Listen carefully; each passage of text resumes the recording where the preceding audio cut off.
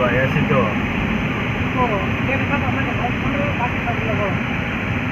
গাড়ি গরমের ভিতরে আসছিল না,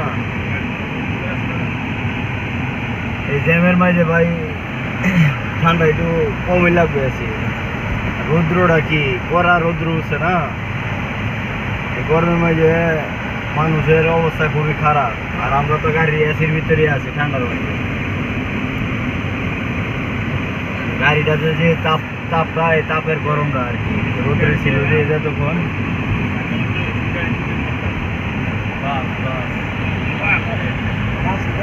আজকে রাস্তা তো জ্যাম থাকার কথা না,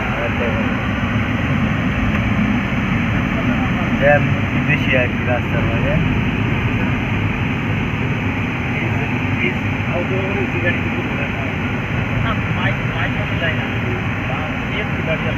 আজকে তো নন এসি